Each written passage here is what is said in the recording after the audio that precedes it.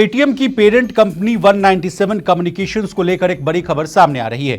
खबर यह आ रही है कि कंपनी 197 कम्युनिकेशन लिमिटेड पर फॉरेन एक्सचेंज मैनेजमेंट एक्ट यानी फेमा के उल्लंघन का आरोप लगा है और इसके लिए प्रवर्तन निर्देशालय यानी जिसको कि आप ईडी के नाम से जानते हैं, उसने कंपनी को कारण बताओ नोटिस भेजा है। अब ईडी ने 197 कम्युनिकेशंस को नोटिस भेजा है या उनकी दो सब्सिडियरी कंपनियों को। पूरा मामला कितने करोड़ का है, कंपनी ने इस पूरे मामले पर क्या कहा है, इसके अलावा क्या होता है फेमा एक्ट, शेयरों का हालचाल भी लेंगे। तो चलिए फटाफट पूरी खबर को आसान भाषा में समझने की कोशिश करते हैं। नमस्कार, आप देख रहे हैं मनी 9 और मैं हूं आपके साथ विशाल शर्मा। सबसे पहले पेटीएम को जो फेमा उल्लंघन का नोटिस भेजा गया उससे कहानी की शुरुआत करते हैं। पीटीआई की रिपोर्ट के मुताबिक पेटीएम की पेरेंट कंपनी 197 कम्युनिकेशंस को उसकी सब्सिडियरी कंपनियों यानी लिटिल इंटरनेट प्राइवेट लिमिटेड यानी LIPL से जुड़े ट्रांजैक्शन और near by India private limited यानी NIPL से संबंधित लेन देन को लेकर ईडी का नोटिस मिला है। कंपनी की ओर से स्टॉक एक्सचेंज फाइलिंग में इसकी जानकारी देते हुए बताया गया कि बीते 28 फरवरी को प्रवर्तन निर्देशालय से फेमा उल्लंघन नोटिस भेजा गया। अब इस पूरे मामले पर कंपनी का क्या कहना है उसका पक्ष भी जानिए।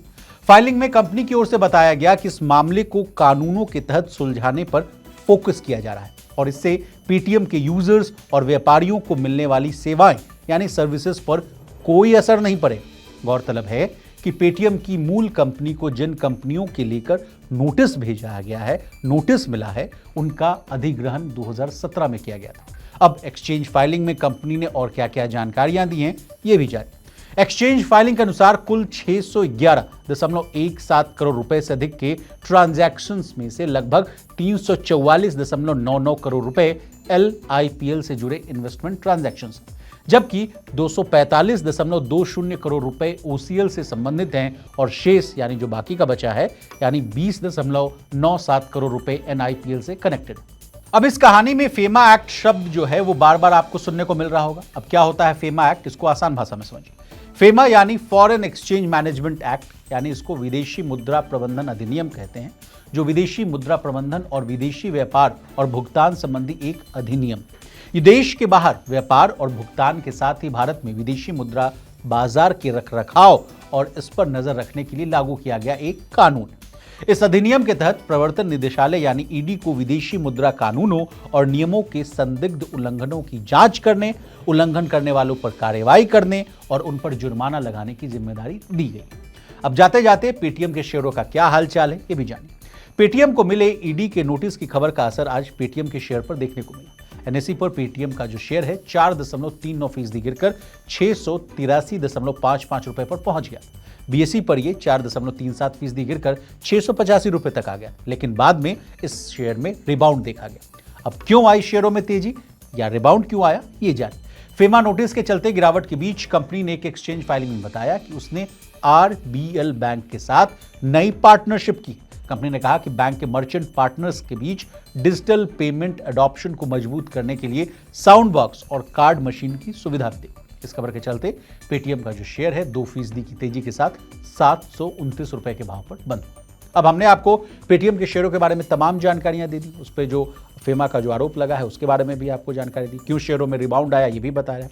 आपको हमारी ये डिटेल रिपोर्ट कैसी लगी कमेंट करके जरूर बताइएगा। इसी तरह देश, दुनिया और बिजनेस जगत से जुड़ी तमाम ताजा तरीन खबरों के लिए बने रहिए हमारे साथ और देखते रहिए मनी 9। मंच है तैयार फाइनेंशियल फ्रीडम समिट 3.0 के लिए।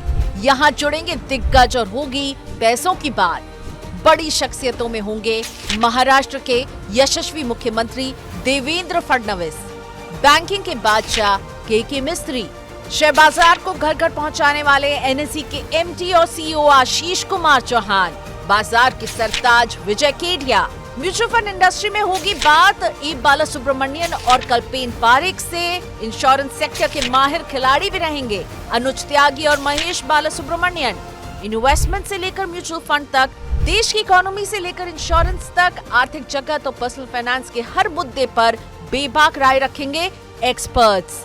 तारीख 5 मार्च दोपहर 3 बजे से मुंबई के ताज सेंटा क्रूज में। जुड़िए मनी 9 के साथ।